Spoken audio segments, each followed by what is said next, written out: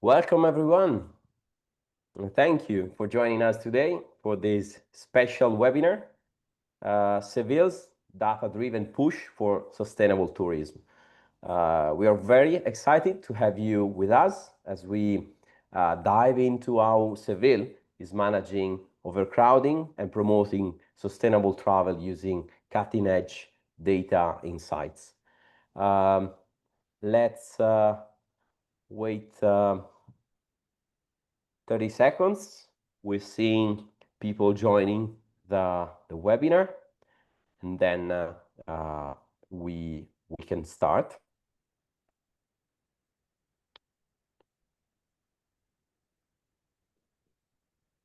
Yeah, so yeah, we see people coming. So thank you for being here. So who is in the room today? Daniel Santana, product manager at Smart Tourism Office, Sevilla. So thank you, Daniel. And me, Pleasure. Damiano. Thank you. And me, Damiano Meola, marketing director at the Data Pill company. Before we get started, please note that this webinar is being recorded and you'll receive the recording afterward.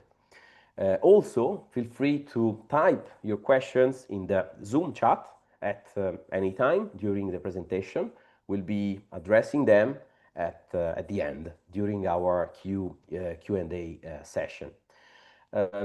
Before I leave the stage to Daniel, I'd like to briefly set the scene for this presentation. Today, Daniel will explore three key areas with us. First, we'll address the specific challenges Seville faced regarding tourism pressures in the city center and sustaining local economies. Second, Daniel will demonstrate how Seville has used sentiment and popularity analysis provided by DataPill to uncover hidden opportunities in under-visited neighborhoods and diversify tourism flows. And third, we'll look forward and discuss how Seville is turning these insights into concrete actions, focusing on infrastructure improvements, marketing strategies, mobility planning to ensure sustainable and balanced growth across the city. So with this clear roadmap in mind, Daniel, the stage is yours. Okay, thank you so much for having me, Damiano and Margherita. Thank you very much. I'm going to start by explaining a bit what we do as a smart tourism office in Sevilla. Okay, as you can see here, I've given it a very proper title, The Tool to Overcome Challenges, but let me tell you how it all started. As you can see, the smart tourism office is based on smart destination management. So we mainly work on five strategic pillars that are sustainability, accessibility, digitalization, innovation, and governance. Our goal is to enhance the visitor experience, but at the same time, we want to improve the quality of life of the residents and the competitiveness of our businesses. We follow a line of work that is based on building a digital ecosystem and the appliance of new technologies. What we learn, we share it. So we do training for the sector, we do transfer events like this one we're holding now. And we also participate in projects with other organizations, with the university, with private and public enterprises. The knowledge that we gather is at our tourism intelligence system that I will briefly explain to you. And we also carry studies with the university and we exchange information with them. And all of this we use to overcome challenges such as the tourism flows, Today we will focus on tourist housings. We'll mention how we are concentrating on redirecting flows from the old quarters, from the historical grounds to some other neighborhoods of the city. Just a bit word about where do we come from. We started producing information on PDF in 2017 for our CEO. He was a visionary at the time. We started with 14 KPIs. Today it says 122 there, but we are reaching almost 200 at this point. In 2021, the Spanish Tourism Office as a space was created, following the lines of action that I've already mentioned, so I don't need to say that again. And our ultimate goal is to integrate all the information that we produce into this small city. Okay, so we work with other departments of the city council to integrate the information we produce in a project that is called PID. This is where we are located within the city council under the area of finance, tourism, citizen participation, and digital transformation. And within tourism, we are Smart Tourism Office based on the Congress Palace of Seville. Okay, we have our headquarters are by the river next to the Torre del Oro, where tourism promotion, communication, and other areas are located. Okay, 3 main points I'm going to mention today. First one, data for decision making. Then we will try to explain the reality by collecting data. And then I will briefly talk to you about the city challenges that we are addressing and dealing with at the moment. In what regards for data for decision making, we have our intelligence systems that is open. Our dashboards are available for free for anyone that wishes to consult. Okay, we have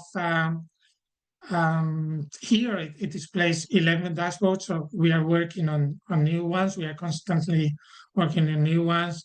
You can see the typical ones about tourist housing, connectivity, passengers arrivals, but we want to go further and produce indicators about tourism sustainability and some other indicators that I will mention in a minute.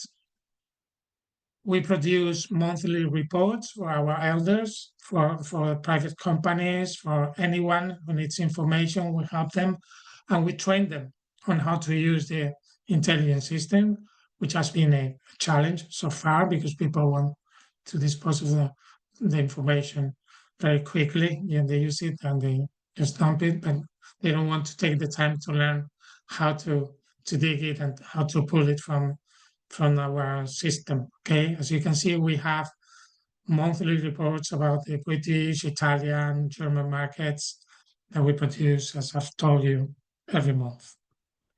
Daniel, just a comment here.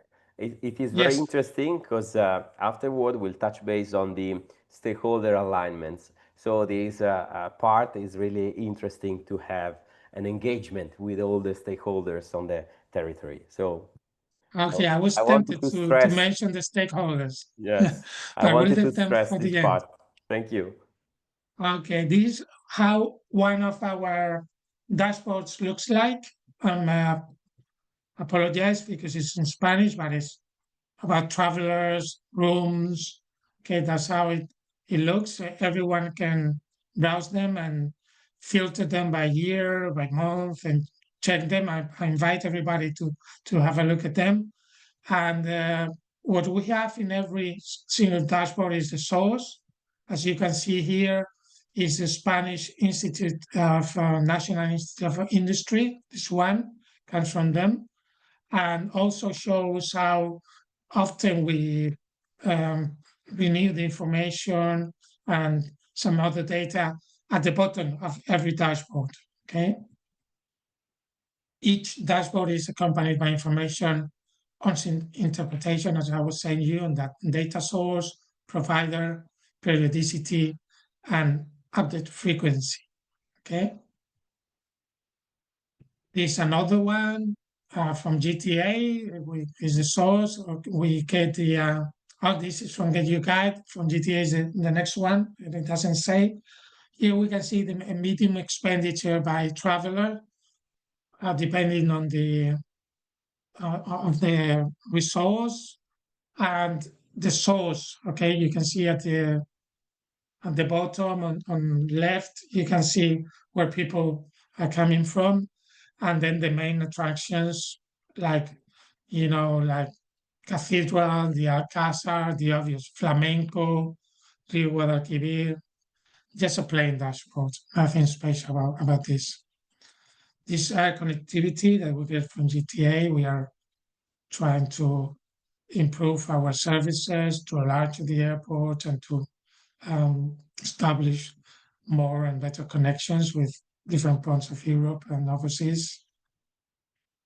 And what are the next steps? Okay, once we have our integrated system, it is not only collecting the data from suppliers, which is okay. Okay, we are very happy with the work Data Appeal is doing with us, but also applying to stakeholders. It's very, very important that we train our people, the sector, the business sector, so that we can achieve a cohesion in order to implement digitalization, and that we can gather information from our own people at the destination. In order to explain the reality, we decided to work on some new indexes, such as the Tourism Sustainability Index, the Activity Index, and the Economic Impact Index. Here we have the same again, okay? Regarding the Tourism Sustainability Index that we produced with Maprian, you see the source there.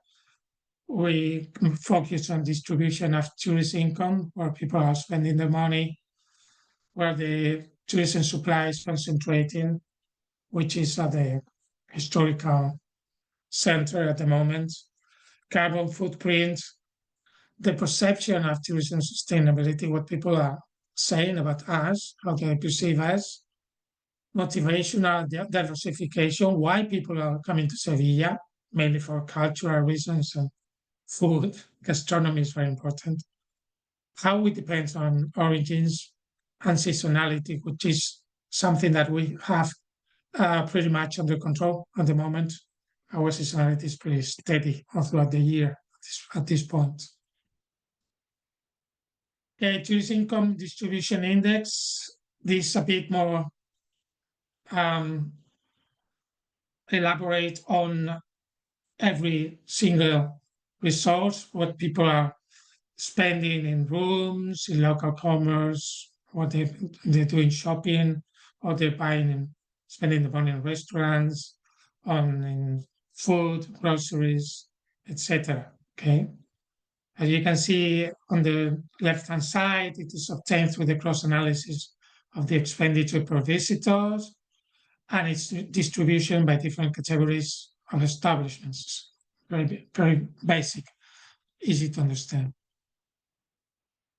The Tourist Sustainability Perception Index is what people are mentioning about us on the internet.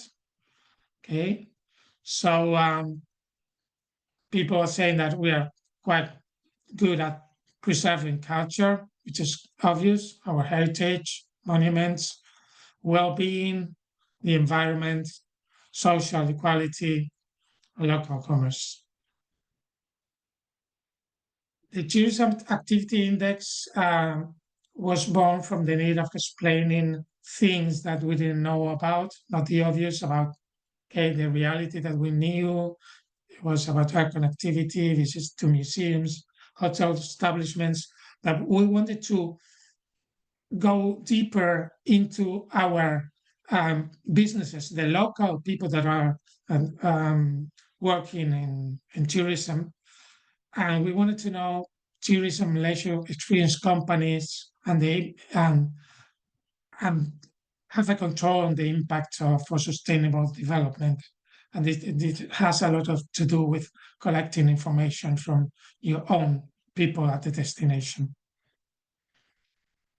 The local economic impact measurement of tourism is another project that we have developed with the University of Sevilla. And the goal is to quantify the contribution to the local economy, okay, direct and induced effects of the activity, right? And now about the city challenges. It is very obvious that many large cities are having an issue with concentration of people. So we wanted to relieve congestion in the Santa Cruz neighborhood and redirect flows to other areas of the city.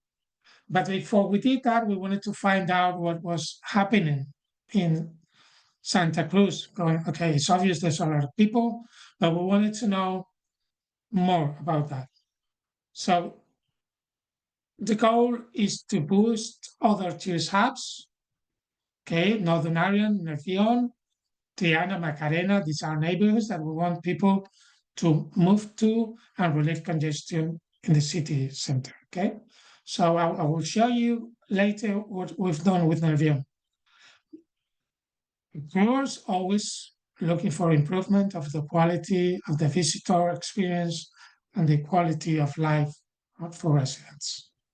Daniel, this These are is some of the really people. the heart of let's say the so-called overtourism and pain problems, especially in European or global hotspot. So I think this will be very interesting for the audience. This is the main pain point you are working on, correct? Exactly, yes. And we have advanced, I can say, in Yeah. this. So this all started as a pilot, okay? As you can see, we show you some of our collaborators. We have the Universidad de Sevilla, we have Universidad Pablo de Olavide, we have ASET, which is the Association of Professionals of Tourism, Get Your Guide, Data Build, Togo Suite, the Cámara, Chamber of Commerce, Sevilla, and then some Galgus, which is a Spanish company that helps us with technology, like Bosch or our regional government of Andalusia.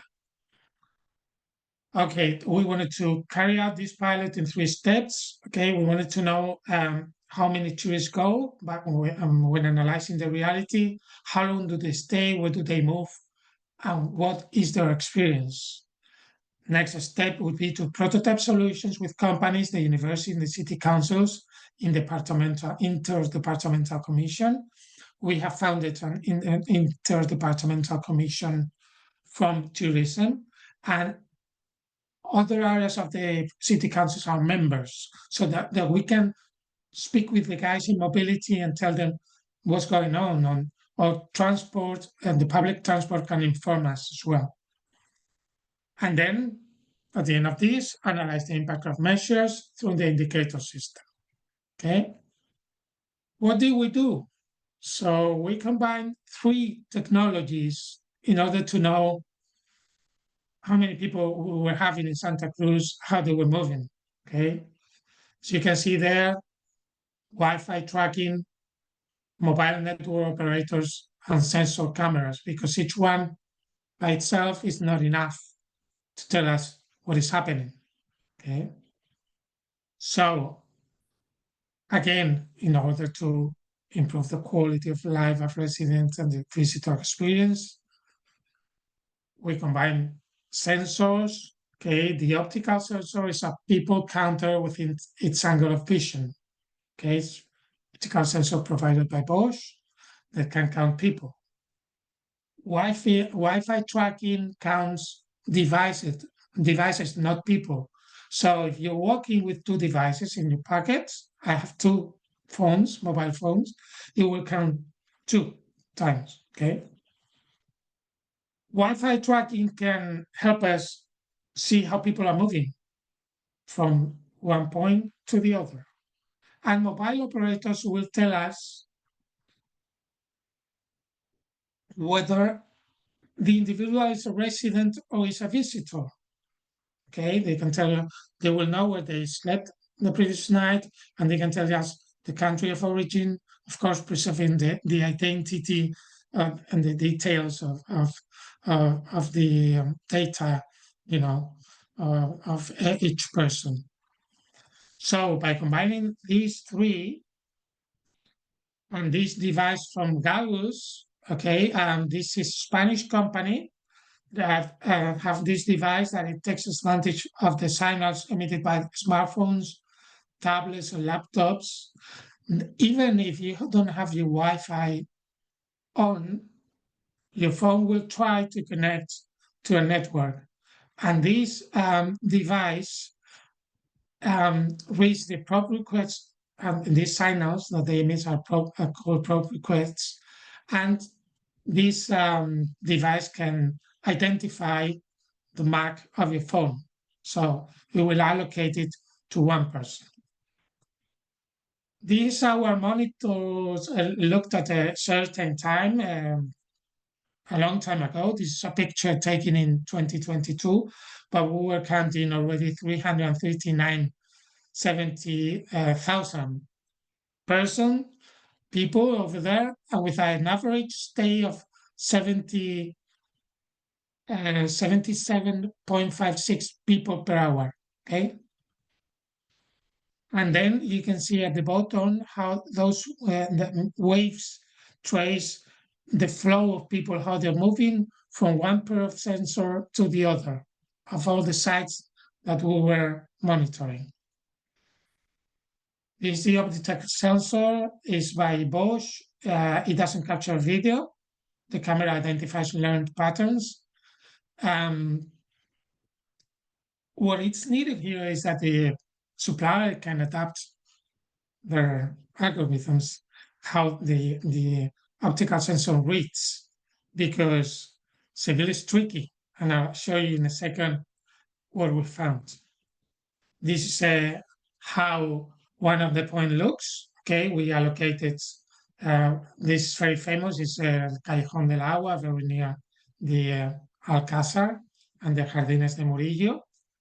And what we see, maybe you can see better at the bottom right picture, the optical sensor was counting to one person and the shadow it projects, okay, it was counting twice. So we needed to speak to them and tell them what the problem was, and that I needed to make the ranges and to fix this, because it wasn't working with us, and they did it, okay? So that's one of the problems that we found with the optical sensors.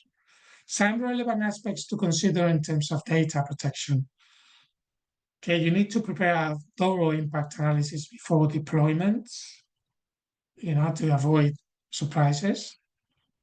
Work with highly secure and trustworthy providers, and this shows why, because you will need them to make an improvement to the technology while they're working with you. It is mandatory to set a start and end time for daily analysis. So, because you want to protect people who get up very early or that are walking the dog after 10 o'clock, they are very easily identified. So it's mandatory to set a start, sensible time from, for example, from 10 till 7, 8, 9 at night, that you have people circulating. Also, to demonstrate the legitimacy for the common good. Okay, we are a public company that is working for the common good. We must mark the area with signs that communicate the project so that everybody knows what's going on there. Okay, from here, Daniel, we a comment here. So a lot of yes. sensors, for a smart city, but at the end of the day, data protection and also cleanliness of data is important. Otherwise, uh, garbage in, garbage out. The decision making will be not so solid. Correct? Correct. So what we did to achieve this, we gave it to the university. We said, okay, this is what we have. What are you going to do with this? Okay. And they made a study and it took them a long time. You know how they are, how the procedure works. They are slow, but they came up with a very interesting information. And that information that we have used in order to address possible solutions. But just a couple figures, okay? We know that on average, we have in the Santa Cruz neighborhood an average of over 20,000 people per day, okay? With a peak in the year that can be associated to the Holy Week of 100 and almost 180,000 people in the same area. Okay, so that's a lot of people to control. So we are, due to circumstances, specializing on the management of large events in the city. Okay, so what are we doing next with this? We are including the information on in the digital twin so that we can predict what will happen or would happen if, we cut a street, if we have flows, we have a stampede, because you have a huge crowds in that area around the cathedral. Okay. So, yeah, we need this. And now we know that all the guides, we have changed the timetables of the guides. So we have reduced the groups and we tell them at what time they're meeting everybody at the same time so that they can maybe make a plan. And they're doing that. We're working together with the guys and telling them to avoid, the hot times and hot areas at a certain point. So now, next step, we know what's happening here. We want to redirect people to other parts of the city. So we started the limitation of the Nervion tourist zone. As you can see, we have two numbers there, 1 and 2. One is closer to the historical center. So that would be like more, they would have a bigger flow. And then the next one that we will deal afterwards. Okay, but we have been gathering information about both of them. Okay, what have we done in the Beyond? First of all, a neighborhood diagnosis, situational analysis to identify existing resources, both tangible and intangible. Okay, then we will do a tourism market segmentation, identify the profile of the tourists you want to attract. Then we will work on a sustainability plan, ensure that tourism development does not compromise the quality of life of residents or damaging the environment. Then we will design the tourist offer, define a clear and coherent offer that can attract visitors on a sustained basis. And later, work on marketing and promotion plan, develop a marketing strategy that positions the neighborhood as an attractive tourist destination, and finally, define clear metrics to evaluate the success of the transformation. Okay? So how did we do this? By collecting sentiments from the internet with the help of data build.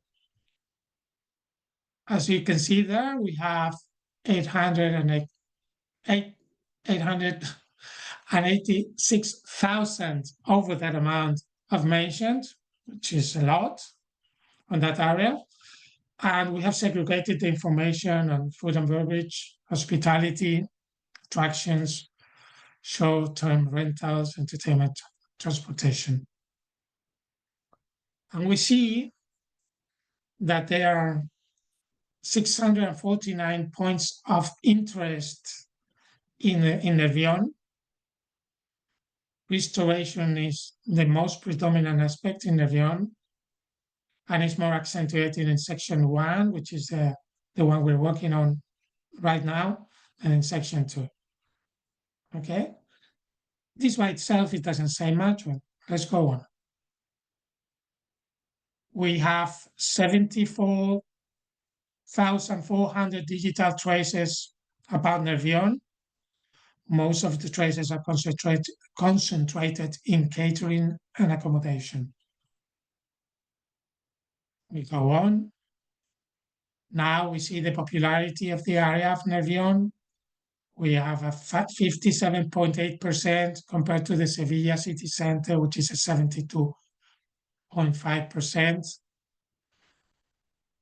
Let's go on. When we look at the Santa Cruz neighborhood, the gastronomy and accommodation are slightly better rated in Nervión than in Santa Cruz. So people are saying that gastronomy is almost as good here. So we have a starting point. About the traces they leave, mainly they're written in Spanish. As you can see there, 38% is in Spanish. It doesn't have to be a Spanish national. Then France, United Kingdom, Italy, and Germany. And if we look at the type of family, we have couples, families, single, group, and very remarkable that we have business digital traces there. Daniel, here basically you have a traveler DNA this way. It's a way of detecting the traveler DNA with a picture of the digital traces left behind by these people. Yeah. Okay, that would be the elegant way to say it. But what we have found out is that business, we don't have any business going on here. People like mice, business here. And that is something that we have to work a lot for several reasons. And I will keep advancing to show you. Okay. Some of the things that we discovered is that the analysis shows that the reviews fall mainly in heritage and religious sources. We also have gardens and some other stuff, but the issue here, the big discovery here is that we have seen how many of the traces of this point of interest we didn't know, we hadn't have an account on them on our books. So we are finding that people are visiting like a church somewhere that we didn't think it was of tourist interest. And it has happened with a lot of them, not only with 20, it's a lot of them. Yeah. So it's an hidden gem, I would say, unexpected. Yes, that we need to promote, and we need to work on the marketing and on a sustainable plan, okay? Regarding hospitality here, we discovered that with few exceptions, most restaurants are aimed at a young public, and there are also many hamburger, Italian, and fast food establishments. The analysis shows that most of the reviews are in Spanish, 86.5% of the total, but they are followed by reviews in English, French, Italian, Portuguese, and in the 6th position in Korean. Korean is a growing market for us, as it is for everyone, I suppose. And that in summer, the summer months are the ones that generate the fewest mentions, obviously, and they increase from September onwards and peaking in December. And it should be noted that these reviews are made on Google, followed by TripAdvisor and the Fork. Okay? So something very important here is that we have local gastronomy, typical Spanish tapas and gastronomy that is different to this offer that we are not promoting properly. And it is an opportunity for us. So we have to market this as well. We about commenting on this, entertainment. Daniel. This could seems like a SWOT analysis, and then you find out some strengths to build on. This could be the idea. Exactly, exactly. And it gets, it gets further, it gets deeper.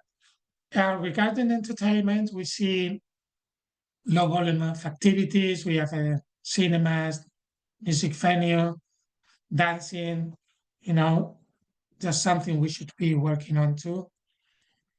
And then something that might surprise you. We had a look at the tourist signage. We went walking with our phones and identified by GPS all the tourist signage of Sevilla. It was hot. It wasn't easy to do, I tell you. But we discovered that all the signage is pointing towards the river.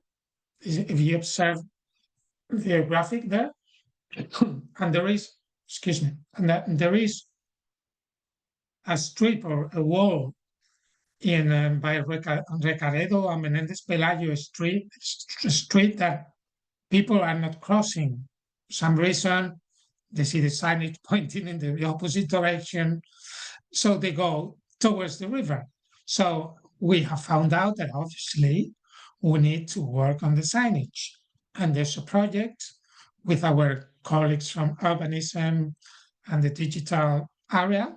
And we will probably use, more than probably, we're implementing a project that includes digital signage that can be oriented and that can be changed in real time to provide relevant information regarding mobility, crowds, or whatever. This is how our transport looks, the transport that arrives to Nervión by bus and metro. As you can see, there's plenty of connection with every single part of the city. That is why it is a shame that we don't have MICE business going on here, because we have really good hotels working here. So there's something that we are going to be working on shortly. And this shows you our mobility by bicycle. Seville has over 220 kilometers of lanes and bike lanes. So we are very consistent regarding bike mobility. And so is Nervión. So we didn't find any issues here. This is the more commented results line. Again, we go back to the sentiment, to traces on the internet. And we see what people are commenting, and we drew a line. And that could be the pedestrian line that they could use going from the historical grounds into the neighborhood of Nervión. The pedestrian mobility is coincide with this line. Okay, sorry that we made it red. It could can bring confusion. Now the black line refers to the mobility transport. Okay, so we have two hubs there. It's mainly the bus station and the Santa Justa train station that make connections by transport optimum. So idea for city events connected to peripheral neighborhoods. It's very clear that we have an opportunity here and that we have found the perfect information through sentiments. Next steps. Well, I'm about to finish. I hope this is not hasn't been too long for you. One, we do the diagnosis of the neighborhood, as I was saying you, identifying existing resources that many of them we didn't know of, or intangible as tradition, culture, and local gastronomy that are worth promoting.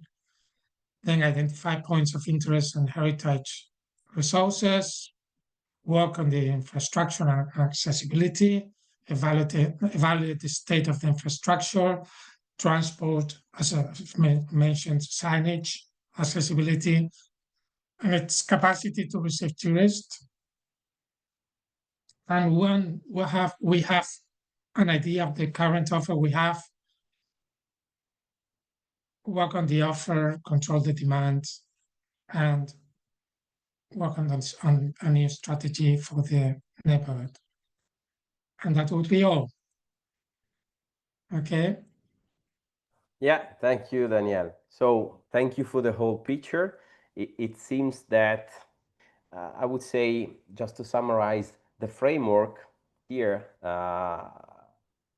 goes through some key stages. I would say assess, meaning assess visitor behaviors, travel trends. You name the, the hidden gems or stuff like that. So in a way, it's an assessment, a SWOT analysis of an area. Then plan, I would say. So planning investments, planning a different marketing campaign, or even changing, working with colleagues in order to have different signage, and then track, I would say, the result, because you have basically almost real-time dashboards and data to rely on. What do you think? Assess, plan, track, and also at the end repeat could be a framework to summarize everything you're doing. Yeah, that's a good way to put it. Yeah, to resume it. Of Yeah. course, we haven't spoken much about the digital part, which is very important. And we have a huge project with the Spanish Ministry of Tourism. We have been allocated a consistent sum of money to develop a Okay. digital project for the city, but I would take another webinar Yeah. to talk about. And let's say that to going to conclusion, before moving into our Q&A, I've seen some questions. I have one for you, Danielle. So I'd like to touch on one of the most crucial pain points that emerge in our workshops with DMOs and stuff like that. So it is the stakeholder alignment. To me, to us, it is very important because at the end of the day, a DMO is saying that we need to manage and align all the stakeholders on the territory. What are you doing? Managing stakeholders. I keep hearing this kind of answer to DMO's manager. So you mentioned the reports sharing in the website to the, let's say, the community. So how do you manage the stakeholder to keep them aligned and engaged during all the process, I would say? First of all, is what we mentioned about the information, the system. Okay, where we provide the information, we need to train them, and we provide information. We are working on the way we are going to communicate that information. There's a city forum where tourism gathers with all the city companies, the tourism companies, and there we tell them what we are doing and what the strategy is. Okay, that's one thing. Okay, as an example of how important governance is, because we are talking about governance here, one of the projects that I manage is the accessibility of the city. Okay. So a couple of weeks ago, we had a committee from the UK coming to visit us. It was a project from the Spanish office in London. Okay, they gather specialized companies, like tourist companies specialized in accessibility, okay, and press, and they brought them to Seville. And what we did, we worked on an itinerary, and we were like, following an itinerary for 3-4 days, showing them the best we could. Okay, we're not perfect, but the best we could. But as part of that itinerary, and I make my point here, we worked in a workshop. So we spoke to the Cathedral of Sevilla and explained the project to them. And they say, okay, you can use our training room, and we would like to speak and tell everyone what we are doing in terms of accessibility. Yeah. And I spoke to the mobility guy, to the public transport, the TUSAM, the director of TUSAM, and asked him why don't we use public transport so that they can see how it works for them, because any user of wheelchair can use our buses. They only have two positions at the moment. I don't think it's enough, but it's already there for someone who wants to use public transport. Then urbanism. They brought out their digital tools that give you itineraries depending on your discapacity. You can enter if you have problems of vision or if you cannot walk, and it traces a path that you can follow to go from A to B. We brought companies and the people from different areas of the city and all the professionals. So it's very important that they're informed. And now comes the lesson. There was some non-profit social association that came with us. It's called COSENFER. They specialize in physical disability. And the guy was telling me, how come that you have to bring people from the UK for me to find out what's going on in the city? So it is very important that we communicate with our people, that they know what we're doing, what our goals are, and that we all collaborate. That's why we have formed the interdepartmental committee of the city council to develop projects of this type. Yeah, so this is a brilliant way to engage and onboard stakeholders you mentioned, and probably based on data could be easier, I think, in order to gain consensus among the Sorry, stakeholders. and before I forget, and what about the private sector? What we did, Sure. The aquarium are doing an excellent job. They're working on their content. They want to make it available to everyone on easy read, and they're doing an excellent job. What do? We promote them. We took these people that come from tour operators, very important tour operators from the UK, and I'm telling them, these people are working accessibility and they're working on digitalization and they're making things easier for everyone. They're inclusive. So I tell everyone in the city that the aquarium is doing right. So if you want to get on board, it's okay. I will advertise all of you. Okay, not only the aquarium, the cathedral, the Alcazar, any restaurant, so that they know that we will use all our power, our communication channels to promote who's doing things following the strategy of the city. Okay, thank you. So just to a flash from our chat, let's cherry pick a couple of questions. The first one is about for example, the influencer marketing. Are you seeing some impact, positive or negative, regarding this way of doing marketing today? Of course. We work on given like special projects. We want to focus our target. We need to know who we want to address our campaigns, because Sevilla could have the same problems that Paris is having or that Venice is having. I talked to our colleagues in Rome with other destinations. So it is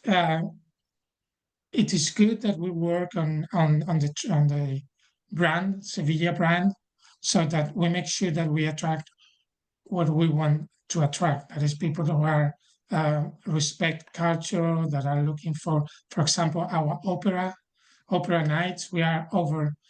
I don't know if any of you knew in the audience, but there are over 120 operas that mention Seville or are related to Sevilla. And now we are working on short opera concerts in singular places, in heritage buildings, palaces, and it's marvelous with candle lights. And that's the type of city we want to have and we want to promote. Nice. So this is a way to prioritize even from data what you can offer and where to put your efforts. Thank you. So the last one, and then we say hi to everybody. Do you think the way you're using sentiment analysis could be replicated in other destinations? So basically, you see value in sentiment, meaning, I would say, at the end of the day, customer experience. So this is the idea. Measuring sentiment is measuring customer experience, I would say. What do you think? Absolutely. Absolutely. We have been mentioned, we have been listed by the um, European community. There's a project, Tourism in Balance, one in particular that is OT for growth. And our intelligence system has been included and our practices as a good example of good practices and due to its replicability. So we are doing, it could be done anywhere. Absolutely. Thank you, Daniel. So moving on to the latest slide, I would say the slide. Thank you for being here. Thank you for the whole picture. I think it could be really valuable for the audience out there. Thank you for being here in late afternoon and till the next one. Thank you, Daniel. Thank you, everybody. Thank you so much for having me. Thank you, everyone. Bye. Bye-bye.